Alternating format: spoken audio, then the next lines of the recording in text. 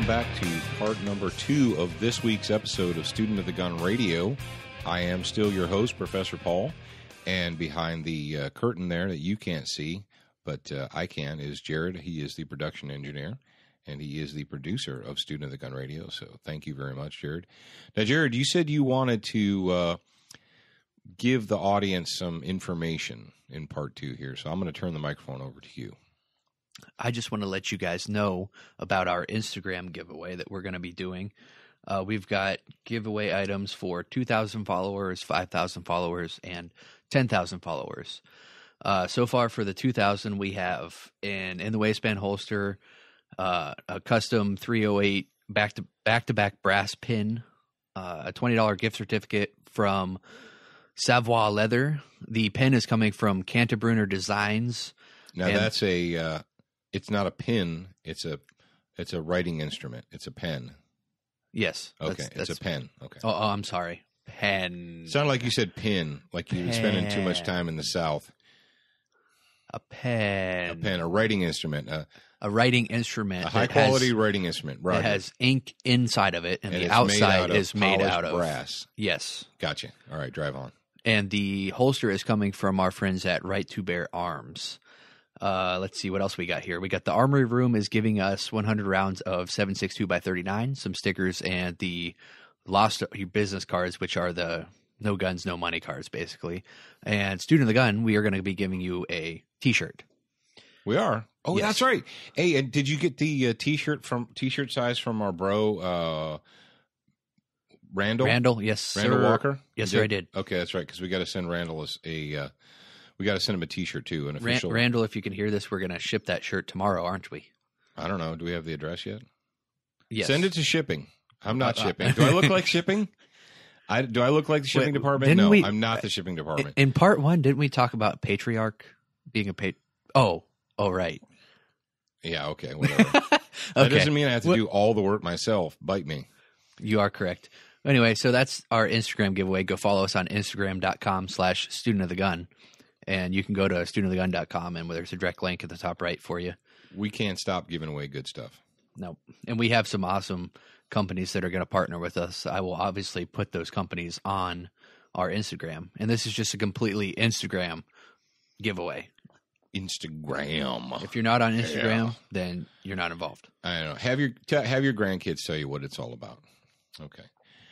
All right. Have you ever seen the movie The Internship? No. Where they're talking about with the Dingle Nuts and the other one. Yeah. The frickin' frack. Where they're talking about making an app that you can instantly post pictures online. Oh, they were going to do that? Yeah, they were going to do that.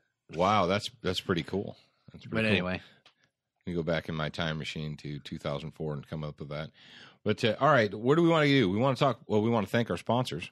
XS Sights, of course, Keltec Weapons of Cocoa, Florida, Crossbreed Holsters of Republic, Missouri, and next week, matter of fact, by the time let me see, a week from now, we will already have been up there to Missouri, to Republic, and visited with our friends at Crossbreed. And we're also going to go to the Bianchi Cup, the NRA's Bianchi Cup Challenge, big week-long shooting event. We're going to go up there and hang out with some of our buddies up there in Columbia, Missouri. Who's our friend that ditched us? Randy? Yeah, Randy. Shame on you for ditching us. Yeah, thanks, Randy, for ditching us to go somewhere else. But that's okay. We'll get you next time. All right. And, yeah, by the time you hear this, we will be by the time you hear this, depending on what day of the week you listen to it, we might already be up in Missouri. Now, folks, let me set this up. Let me make sure I'm saying this exactly right. The War on Terror, you've probably been hearing about it. If you get the paper, you've heard about this whole War on Terror thing that we started back around. See, what you need to know, and in case you don't know this, in case you're more worried about Dancing with the Stars and your NBA brackets and all that, distraction horse crap that you involve your life in. The Islamic terrorists have been at war with us as a culture and as a nation for at least 40 years.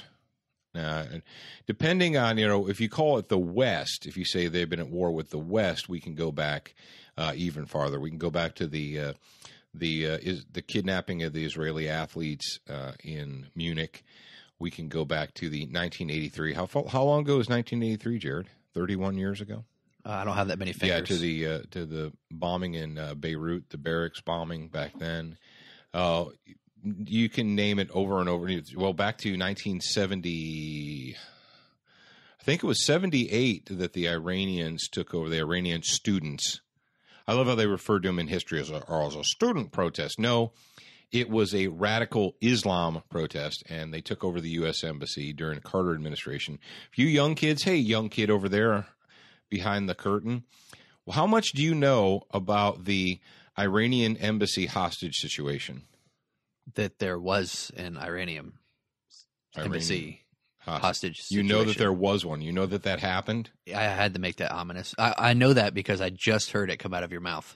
But did you learn about it in school? No, of course not. Okay. Of course, why would you? Why would you learn that a foreign nation took over the embassy of the United States of America and held the embassy consulate personnel hostage? And they held them hostage for, I want to say, 444 days. I want to say 444 days. Jared, do me a favor. I want to be right. You know how I like to be right with facts. Go ahead and Google Iranian embassy crisis and tell me how many days it was. I'll duck it for you. Okay, go ahead and duck that. I know I was remiss. Why am I bringing this up? Why are we talking about the war on terror?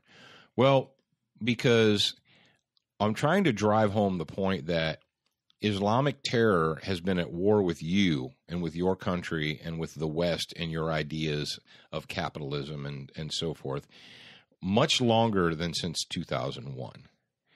It wasn't. When did they bomb the World Trade Center the first time? 1993. They were at war with us then.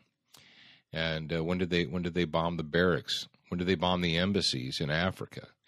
They've been at war with us for a long, long time. And it wasn't until 2001, in September 2001, that we finally pulled our heads out of our collective rear ends and realized that they did not have our best interest at heart. And there were active and organized factions of radical Islam that were trying to hurt us all around the world. And we decided to go ahead and do something about that. Well, we started dropping bombs, and we started, scooping people up off the battlefield and interrogating them. And we were doing a really good job for a couple of years until we lost the Congress and we lost the people. Well, what do you mean, Paul? What do you mean? I have a flag in my front yard, therefore I support the troops. It does not do you any good to thump your chest and say, I support the troops and I don't support the war on terror. Or you're like, oh, don't judge me. Shut up. I'm going to tell you the truth. The truth is we lost the Congress. And why did we lose Congress? Why did we lose? Because we lost you. Quite frankly, folks, the Congress, they will do whatever they feel that they have to do to appease you and to keep getting your votes. And we gave up. Right now in the United States, the troops of the United States of America are completely and totally hamstringed. They're trying to fight this war with one, sometimes two hands tied behind their backs. Let me take a drink, Jared. All right, I found there were 52 Americans held hostage for 444 days, so you were correct. I knew it was. See, don't question Professor Paul. He's only allowed to question himself. I can question me. You can't question me. Okay, so what do we learn? A, don't question Professor Paul. Only Professor Paul can question himself. We got that. I'm just teasing. But when it comes to the war on terror, we just figured out in 2001 that we needed to actually fight it. We started fighting it. Then we lost the Congress, and we lost the people, and people became disinterested. And what the Congress started doing, and then we totally lost you guys in 2008 when you decided to just surrender, give up the authority, give up the highest seat in the nation to a community activist. to somebody with far left, progressive, socialist, communistic, whatever you want to call it, leanings. And right now, the rules of engagement are so convoluted for our troops overseas. They basically have to be not just shot at, but shot at and almost killed to shoot back. And then after they shoot back, they're all treated like suspected criminals until they're cleared of charges. Folks, your sons and daughters, and I hate to tell you this, but it's a fact and you need to understand it. Your sons and daughters that they're sending overseas right now, they're deliberately putting in harm's way, but they're putting them in greater harm than they would be if they were free to defend themselves.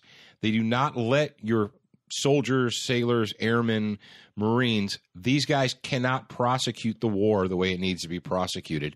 And right now they need to bring them all back because all they are overseas is targets. They're just targets walking around foreign countries waiting for terrorists to blow them up, to shoot them, to, walk in, for the indigenous forces to flip out with their AK and kill them in the mess hall. Right now, we have given up as a nation on the war on terror. It's just a silly little game we're playing.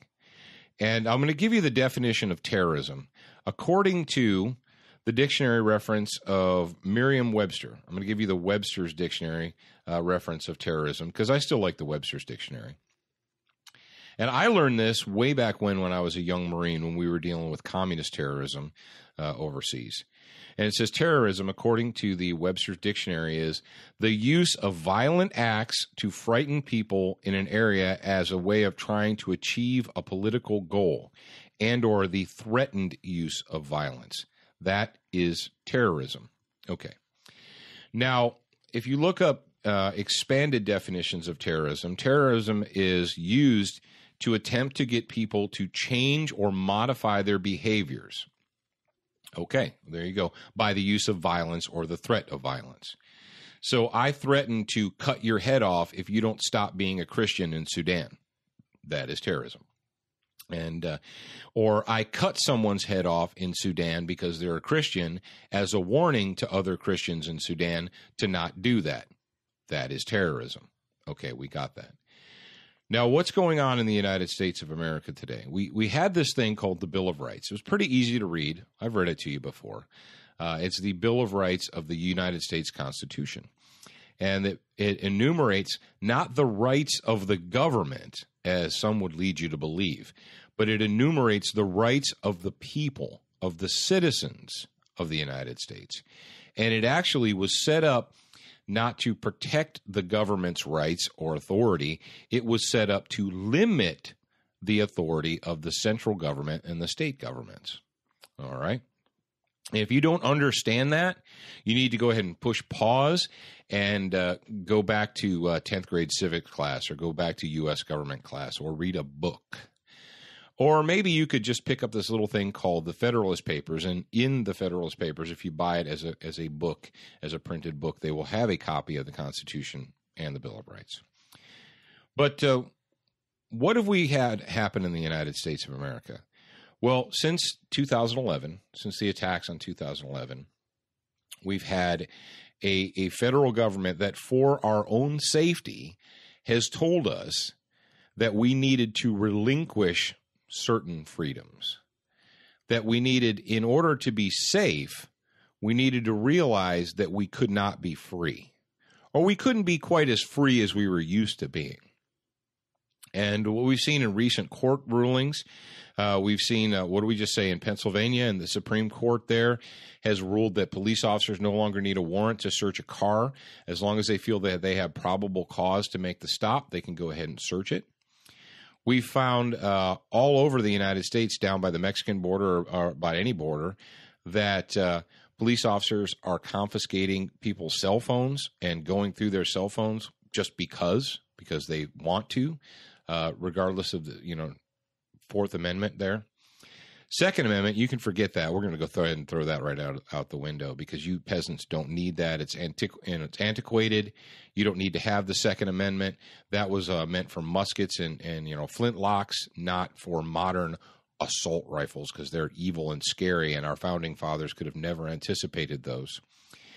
we find that just recently, Senator from Nevada, Harry Greed, came out and he was supporting a bill to limit political speech. Now, we used to think in the United States that the First Amendment protected all speech, and is most importantly, political speech, and speech that people might not agree with. You don't need a First Amendment to protect speech that everyone agrees with. You need a First Amendment to protect the speech that people might not like, or that the government might not like. Because back in the old days, we had this thing called the Fourth Estate. That was the media. That was the newspapers and television and so forth. And they were supposed to be the watchdogs that kept a close eye on our public servants to make sure the public servants were doing right. Well, as you know, the Fourth Estate no longer exists, and except as a cheerleading organization for the state, for the sitting government. So it's up to you to pay attention to know what's going on. Now, Paul, why are you bringing this up? Well, I'm going to tell you why. This week I had the opportunity to write another article for The Blaze, and it had to do with the failure to give descriptions of criminals and people that are suspected of crime, wanted people, and so forth, and how there is there's a movement afoot in the United States to eliminate physical descriptions from the descriptions of people who are sought in crimes because that's racist. And it reminded me that when we did our I think it was number 40, Jared, was the Shelter in Place, Raising a Nation of Cowards. It reminded me that when we did that story, that episode of Student of the Gun Radio, that I referenced a story from Yale University, the lockdown of the Yale campus after a shooting threat. And you're like, well, what does that have to do with perpetrators? Well, one of the reasons that I referenced this story, because I remembered back then that the description they had of the supposed suspect was really sketchy, if not non-existent, that they didn't actually have a physical description of this person. They had nothing to go on other than it was a man with a gun. That's what they were looking for. A man with a gun. Well, what kind of man? A white man, a black man, a Mexican man, a person, of Asian descent, a person of Hawaiian descent, a tall man, a short man, an old man, a young man? No, all they could come up with was man with a gun. And so I went back and I reread this story this last week. And the more I read it, the more I knew that I had to dissect it and discuss it here this week on Student of the Gun Radio. And that's what I'm going to do right now. Jared, before I dive really deep into this NBC News story, is there anything you wanted to add? There's nothing I want to add right now. Once you start talking about it, I might pop up with some things, but I'll let you get out what you want to say. Well, thank you for letting me vamp a little bit there and get a drink of coffee. So, all right. This story comes to us from NBCnews.com. And it says the 7-hour lockdown at Yale University is over. It was issued soon after a man made an anonymous call to police at 9:48 a.m. from a phone booth. I guess they still have those in New England, phone booths. When's the last time you folks saw a phone booth? On the 300 block of Columbus Avenue, and said his roommate was on his way to the Ivy League school to shoot people, said the police. Okay. And police said this afternoon they believe the call was a hoax, but they were conducting room-to-room searches of thousands of rooms on the Yale campus. And this is in Connecticut. Now, all right, let's go ahead and hold the phone for a second right there. Police said that they believed the call was a hoax. However, despite the fact that they believed it was a hoax, it says, and this is a quote from the chief of police, Dean Esserman, "We don't have the luxury of going on a hunch, so we're going to run this to the ground all the way." So what we have is an anonymous call. We have basically a vague description. The guy says, my roommate. Doesn't indicate male or female, actually. A roommate could be a male or a female. And that's how we determine the sex of animals, and humans are animals, is male and female, right, Jared? Is there a neutral? Is there masculine, feminine, and neutral? If you guys haven't noticed, this really gets under his skin. Use the language correctly. If you cannot use the language correctly, close your lips. All right, moving on. So police said they identified witnesses as well as others who were not sure whether the person they saw was a citizen or a police officer. So then they're saying, well, people saw someone with a gun, but it might have been a police officer. They think that it might have been a police officer with a long gun or a shotgun. Okay. So now we're afraid of citizens, or we're going on the witnesses that saw someone that they couldn't identify but may have been a police officer. However, out of an abundance of caution, they continued. Now you say, well, what did they continue to do? Well, they sent out a warning system. They enacted the emergency alert warning system on Yale, and they sent it out to, I believe it was 35,000 email addresses and or mobile phone numbers. And they issued the order for everyone to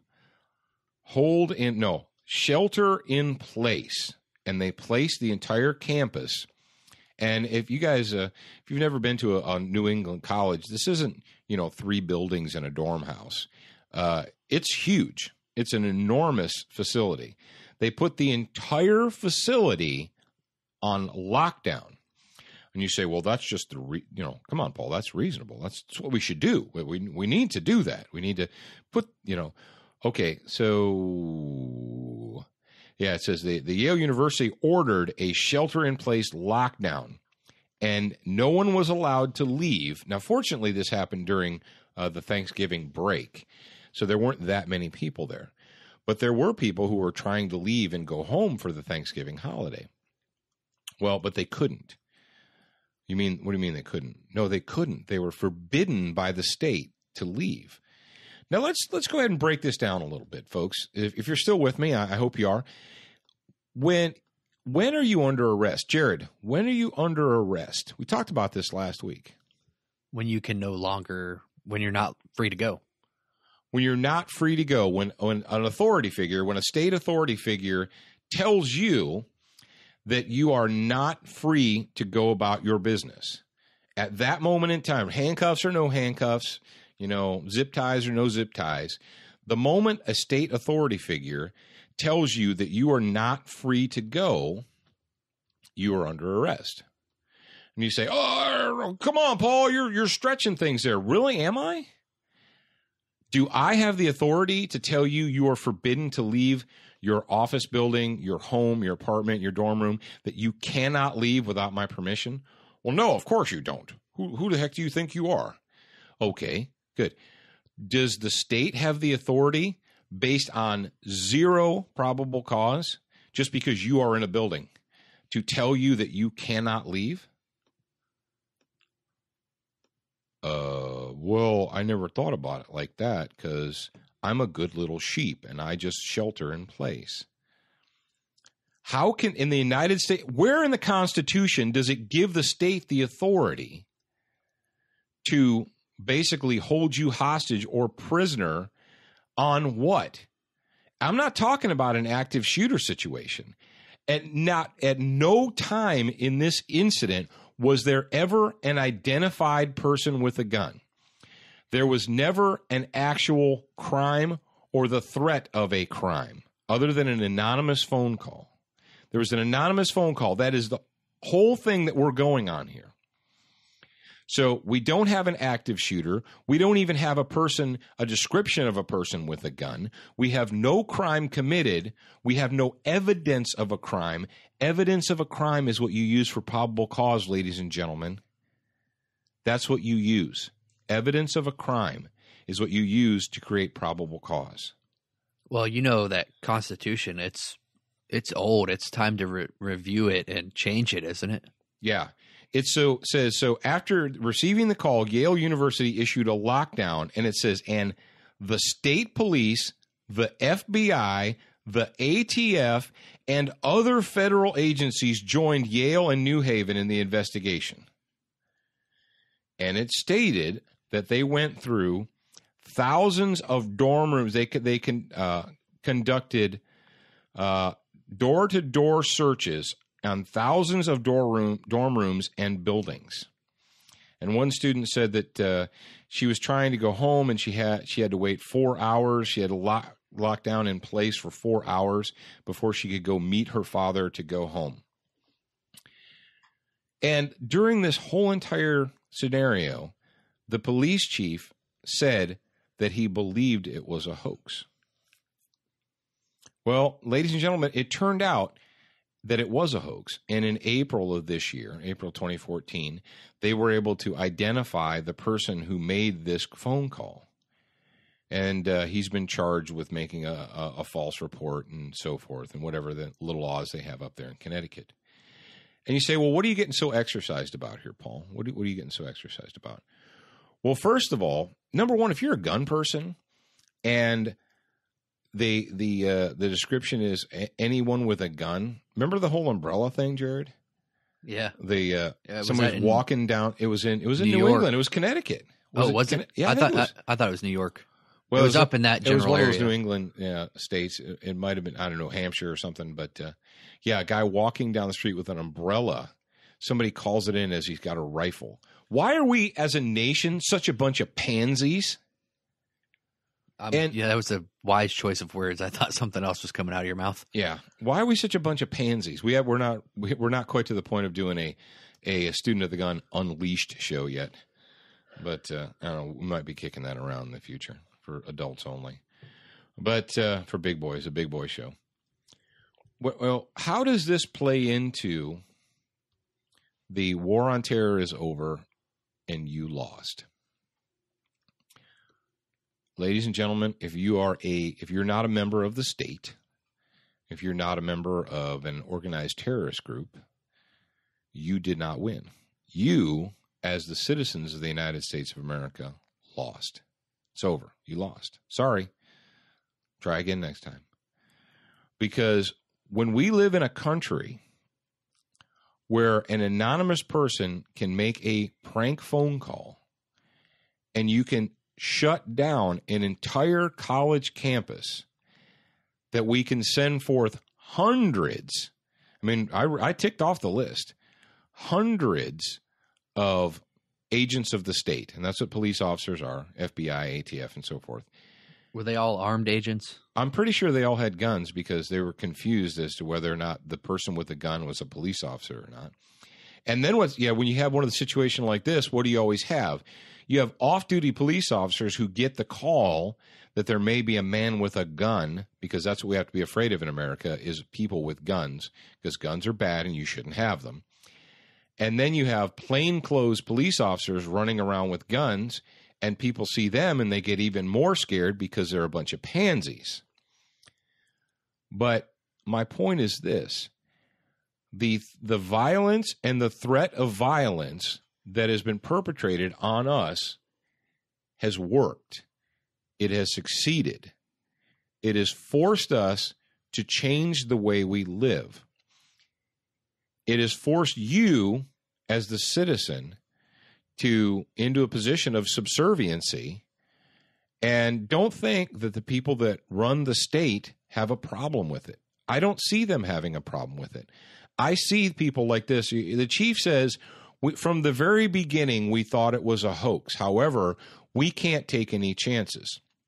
So, based upon a hoax, based upon zero physical evidence of a crime in progress or a potential crime in progress, what we're going to do is we're going to conduct thousands of warrantless searches of buildings, apartments, dorm rooms. Well, what do you want them to do, Paul? Gee, I don't know. Follow the freaking rules. Oh, that's right. The rules aren't the rules anymore. If we're in a position as a nation where a terrorist doesn't even need to blow anything up, they don't need to shoot anyone. All they need is a phone. They can send us into a state of full-blown panic based on what? An anonymous call stating a person with a gun is on his way. Now, you thinking people out there, I know there's some of you. There's still a few of you out there. You might be thinking, where are you? Where do you live? Where do you go about your business? What do you do about your day? And if someone told you, hey, there's a man with a gun headed to your work to shoot people, a lot of you out there would say, well, rock on, dude. If you're feeling froggy, let's get it on, because I'm prepared for you. I am ready. I don't need an anonymous phone call. I don't need someone to tip me off, because I live my life in a constant state of preparedness, because that's the way I am. Because that's how free people, that is how free citizens live. They live their lives in a constant state of preparedness, whether it's by having the appropriate gear or weapons or training. They know that it is up to them as the citizens of a free nation to do that. I have a question. Before the invention of the cell phone, what did people do when they had an emergency? What did the media tell them to do if something happened? I don't know. Before there were mobile phones, did we all just lay down on the ground and die, or You just yell 911? I don't understand. I don't know. How do we survive as a nation without having everyone from age 5 up in possession of a mobile phone? How did we survive as a nation without the lockdown shelter-in-place program? How did we survive? And this situation right here, and the situation at Yale, is coupled with previous situations such as the post-Boston bombing reaction of the state to go into people's homes illegally, unlawfully, completely and totally violating the Fourth Amendment of the United States, and for people to just go along with it. We had the same thing in California when that the former cop killer guy was on the loose, and we're pulling people over, pointing guns at citizens for no other reason than they're on the road. Didn't they actually shoot somebody's car? They launched 70 rounds, 100 rounds, crazy amount of rounds into a pickup truck because it was driving slowly down the street. Didn't even come anywhere close to the actual description of that guy's vehicle. Did they see someone who looked just like that guy in there? No, it was 2 Caucasian women, and they were looking for a large black man. But that's okay. In New York, we've seen this in New York many times, where the police just launch bullets all over the place, strike whomever happens to be in the way of the bullets. And you say, well, all these things, Boston, California, New York, all these things that you bring up, Paul, well, after it was all over with and the dust settled, the court stepped in and they held the state responsible for their behavior, correct? And they stepped in and they told the state, look, you can't just burst into people's homes. You can't just shoot people just because you're nervous. You can't launch bullets all over the landscape, shoot 9, 10 innocent people, and just say, whoops. The state and the courts held them responsible, didn't they, Jared? Yes. Okay, that was a trick question. The answer is no. In every case that I just described, the courts held the state harmless. Did you know that the cops that shot that truck up in California were not held responsible? Oh, you mean they didn't? The PD, the New York PD, on multiple occasions where they shot up the citizens were not held responsible. As a matter of fact, the New York Supreme Court said that just the opposite, that the police have no special duty to protect you as an individual. However, in New York, if they ventilate you because they're a little bit excited and they're jumping on the trigger, too bad. You can't sue them. The city fought it, and the city actually fought the people trying to sue the police department, rather than saying, you know what, the city employees probably shouldn't have shot you. What can we do to make it better? Instead, the city gets their back hairs up, and they're like, no, we're not paying out to you people. Too bad. Sit and spin. Folks, this is crazy. When we live in a lockdown society, when the state can at any time arbitrarily, what do we just have in Maryland, Jared? There were 2 bank robbers at large. They shut down an entire highway and went car to car searching people because there's a suspect at large. And if I remember correctly, the description of that suspect or those suspects at large was kind of like the ones from the Atlanta family. It wasn't very descriptive. Yeah. They're like, oh, well. So on one hand, we have organizations or groups that are trying to stop you from using physical descriptions of criminals or wanted people or suspects in crimes. And then on the other hand, you've got the state that no longer seems to even need any kind of evidence. They no longer need to even have a description. They never, in any of the stories you look at about the Yale lockdown, never did they say, okay, it's a Caucasian male in his late 40s, brown hair, 6'1", 230 pounds. That's usually, that's the kind of description you get when you're looking for people, specifically. We had possibly a man with a gun. That's it. That phone call was their excuse to lock down an entire campus. And why do you need to do that? Do you need to do that because you've convinced the citizens that they're no longer free citizens, that they cannot defend themselves? Let's face it, dudes, I know that there's some hardcore people in my audience. I know you're out there and you're listening, and I appreciate you being out there. I know there are hardcore people out there that are saying, okay, one guy with a gun and we're going to shut down the whole city? Really? Really? What would we do as a nation if there was, Jared, remember the Kenyan thing that we told you? It's coming, and I hope it doesn't come soon, but it's coming. The Kenyan Mall was practice for America. How many did they identify in Kenya? Was it like 4 or 6? Yeah, it was some. I don't remember the exact number. I believe it was less than 10, but let's just say, let's say 5. If one person anonymously can send us into a full-blown panic, if we can shut down the entire city of Boston and do house-to-house, thousands of house-to-house searches for one person, what would you do if there was an actual team of 4 or 5? I think there was 4 over there because I remember thinking if 4 trained men walked in, it can do that. Or if one trained person can do what, or 2 maybe in Boston. Paralyze the entire nation. And the solution that your government has to you is you are a peasant, you're a plebe, you cannot be responsible for your own safety. You cannot defend yourself. You must hide and cower and allow the state to deal with it. And the state usually does a bang-up job, right? They do a fantastic job. Oh, yeah. Of course. Yeah.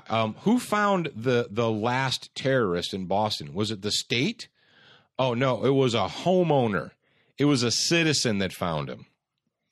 And then they just launched a fusillade of bullets at this guy. Didn't even kill him.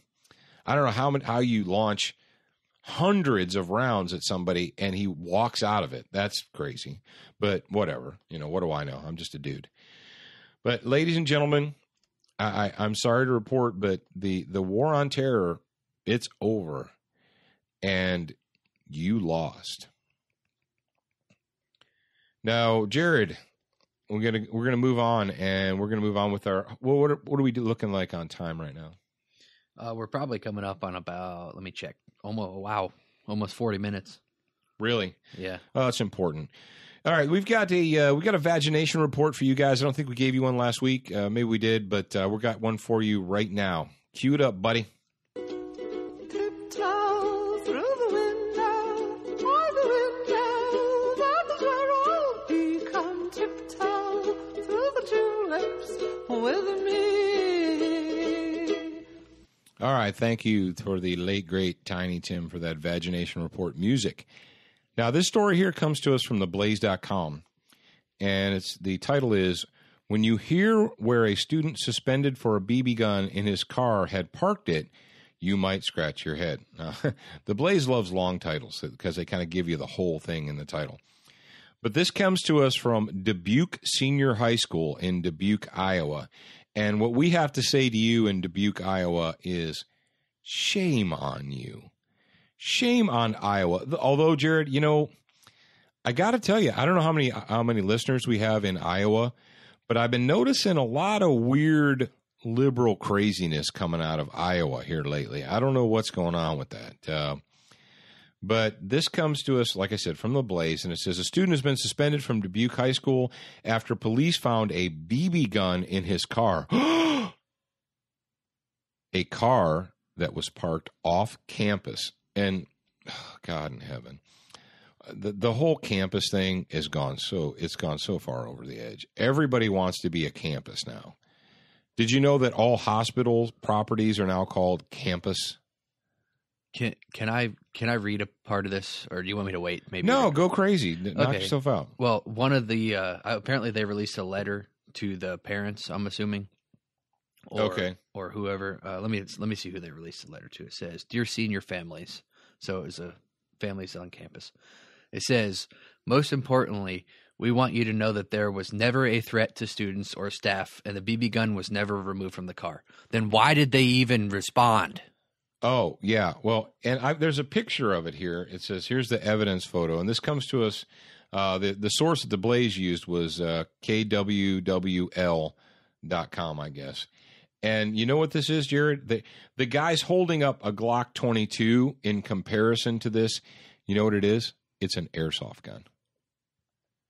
It's an airsoft gun that shoots 6mm plastic BBs. Well, but it looks real, so we need to be scared.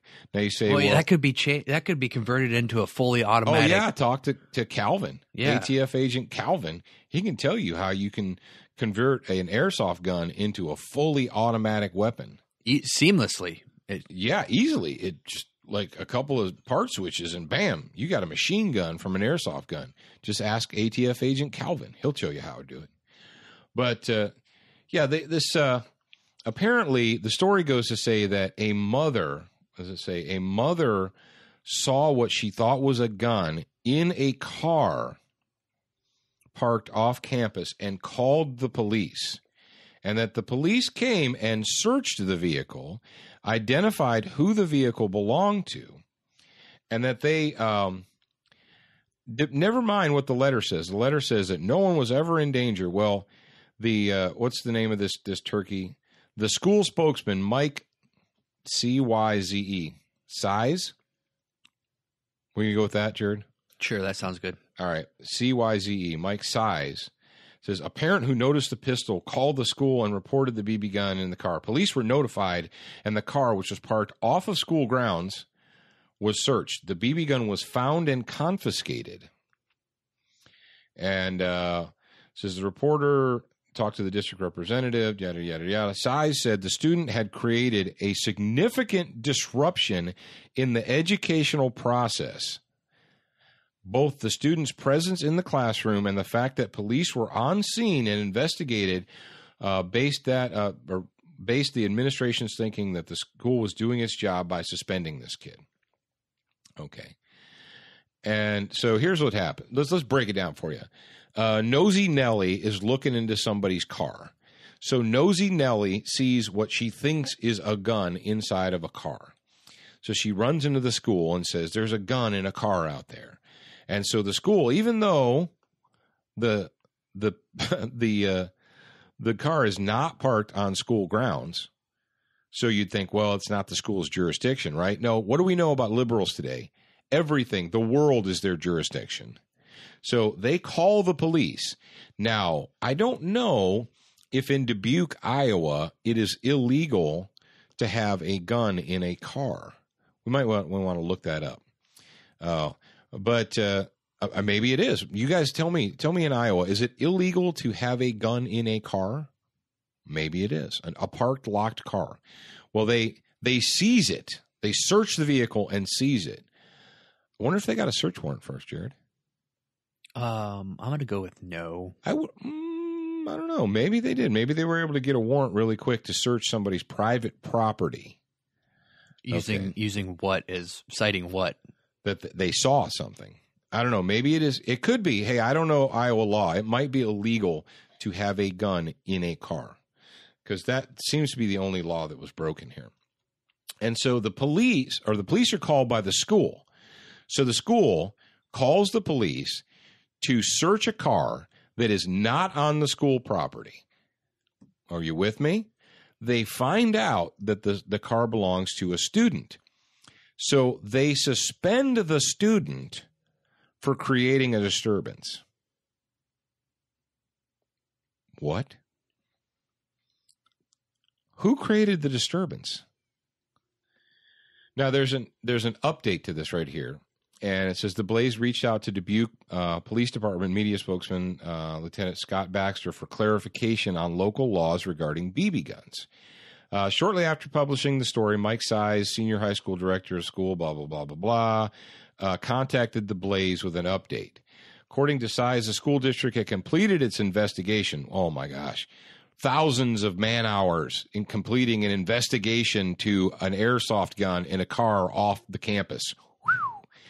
And they said that they completed their investigation, and after further consideration, that the student will now face no disciplinary action, and also that the time that he was out of the classroom will not be counted against him.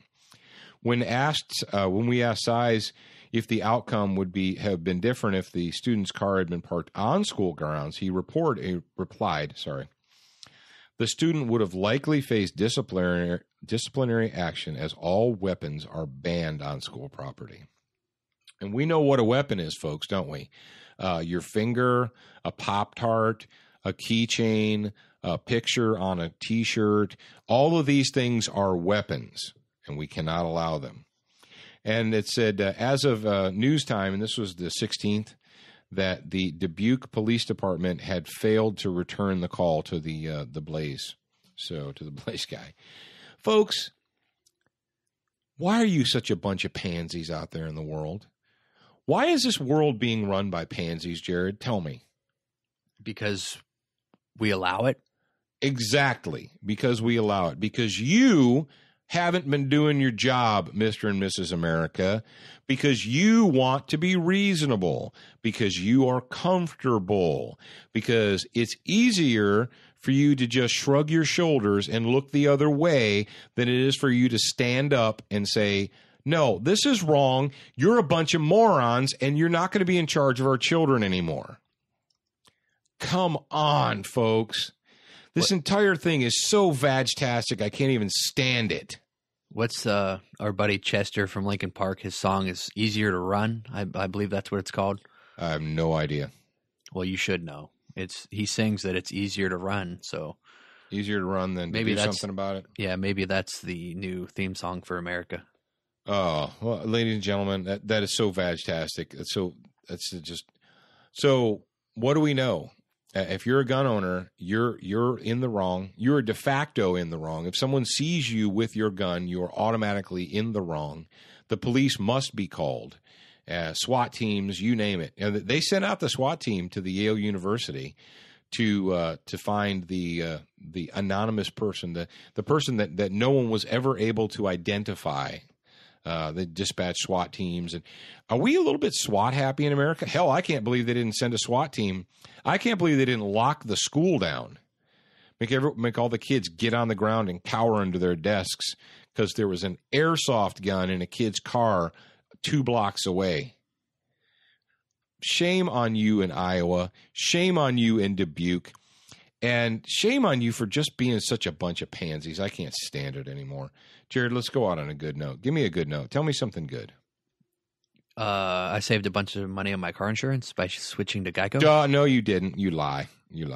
Well, no, you know what you need to switch away from? You know what, Jared? You know who Progressive Auto Insurance is, right? Yeah. You know that the owner of Progressive Auto Insurance gives millions of dollars to big government Democrat candidates, right? Didn't he name it Progressive for a reason? Being a progressive, yeah, progressive liberal. And yet I actually had somebody who is a pro-gun person, and a firearms instructor tell me the other day that they had Progressive insurance. And I'm like, really? You like your premiums going directly from you to them into the pockets of big government Democrats like Barack Obama? Good job. It was like Good job, pro-gun person. I saw a story. I think it was yesterday. There was a fashion show called Firearms and Fashion Show or something. Well, they hold it in Chicago. So how is that even possible? What? How do you have a firearm show in Chicago? I don't believe that for 1 second. It was just like a bunch of chicks with their chick clothing that holds firearms. It was a thing from the Daily Mail, the UK Daily Mail, and they had a whole story about women's gun apparel. Or I don't remember where it was from. I read the article and my response was snore. Yeah, people in England are. I'm sorry, if you're in the United Kingdom, you are you're a tax slave, and I'm sorry that you're a tax slave, but you are, and I'm not gonna. I don't. I find it crazy that all these people from Great Britain, that from the United Kingdom, want to jump on our airwaves and tell us how we should. It's like, dude, shut up! You're a slave. You are an unarmed tax slave. You get no vote. Yeah, unarmed people, peasants have no vote. You think you have a vote, but you don't. You're a tax slave. Shut up! I don't want to hear your opinion. And a lot of these stories from sometimes the Daily Mail, they do a good job because they report on stuff that the American media won't report on because they're all politically correct. But then when like they hear something about guns, they all like, oh, look at these barbaric Americans. They let their women get special clothes to conceal guns. And how barbaric is that? It's like, whatever. What we're going to do. Well, before we let you guys go, Jared, let's go ahead and give them the radio promo one more time. In the first hour, and I hope you listened to the first hour of the show. You should have. If not, shame on you. But in the first hour, we talked about the upcoming Beyond the Band-Aid fighting first aid class, and we also talked about did we talk about it this hour? Or did we talk about the no, it was last hour. Force options class. Basically, you need to have something besides your empty hands and a gun to deal with problems. Now, Jared's going to tell you, if you're interested, what you can do and where you can go as a Student of the Gun radio listener, because, hey, we like you guys, to get yourselves a significant discount off the tuition of the upcoming class. Jared, tell them where they should go to do that. You can go to Bob, that's B-O-B, studentofthegun.com. That'll take you directly to the Beyond the Band-Aid page where all the information's on there. And you can enter the promo code Radio75 when you're at the checkout part, and it'll give you $75 off just because you listen to us. You're welcome. We'd like to let you hear our voice. But in addition to the radio code Radio75, you can also take the Force Options class in conjunction with the Beyond the Band-Aid class. So if you take both of them, that's 3 days, all weekend, you can receive an extra $25 off. So that's $100 total by using the code BOB25. And folks, let me tell you what. If you live out there in the hinterlands, if you're not a Southern person, if you're not from the glorious Gulf Coast or Free America, you want to come to Free America. You do. You really want to come to Free America. I kind of would like you guys to come, and I would like to meet some of our listeners. Yeah, come on face down to face. here. You can. I mean, I don't know what your financial situation is like, but you can stay. You can stay in any of the casino hotels. You can stay in any of the hotels that are along the beach because we're only Student of the Gun University is less than 5 miles from the Gulf Coast. It's less than 5 miles from the ocean. And the Radio 75, that coupon code will give you $75 off. That'll pay for at least one night's hotel room. That's right. Boom. Good point, Jared. That's at least one night's hotel. You're crazy. Or $75 in the casino. You do what you want. Some adult beverages. You're an adult. You're an adult. But you can come down here. You want to learn what it's like, especially if you're listening to us in a slave state. Save up your ducats. Bring your butt down here to Free America and learn to live like a free citizen. Learn to live like an American, like Americans are supposed to live. All right? I guarantee you won't regret it. So check that out. It's bob.studentofthegun.com. Click out. When you go in there, you check out, you type in Radio 75. You'll get a $75 discount off the tuition, and we hope to see you guys real soon. Anything else, Jared? Sponsor acknowledgement with Excess Sites, Oh, Crossbreed. Excess Sites, Oh, Crossbreed, speaking of Colt. Excess, what did you get in the mail? Oh yeah, I just got I got a Colt. We sent Oh, that takes care of two of them. Excess and Colt. Look at that. We've got a Colt Combat Elite with a brand new set of Excess sights, Big Dot Express sights on it. So we're going to be going out and shooting that in the very near future. Going to tape some stuff for the TV show. Speaking of the TV show, we didn't pimp the TV show in episode 1. I don't know what's going on with that. But Student of the Gun TV can be watched every week, Monday nights at 9 o'clock Eastern on Dish Network Channel 266. Dish 266, Monday nights at 9 Eastern for Student of the Gun TV. If you don't have Dish Network, that's cool too. Go to studentofthegun.com and you can check out some of the older shows in the archives. And Jared puts up video material all the time on there. Follow us on social media, Facebook, Twitter, Instagram, because we're giving away all kinds of crazy cool stuff. And you just want to be a student of the gun, don't you, Jared? You do. You would like to be a student of the You gun. should be. And I don't know what you're waiting for. It doesn't cost you anything, but your Now, time and attention. For the TV show, I've got some new material coming up soon. Obviously, I can't put it on the website before it airs on the television because that wouldn't be fair. So pay attention. In the next couple weeks, I'll have a brand new episode of Student of the Gun TV up there, and it's going to be some pretty cool stuff. All right, ladies and gentlemen, do not forget you are a beginner once, but you should be a student for life.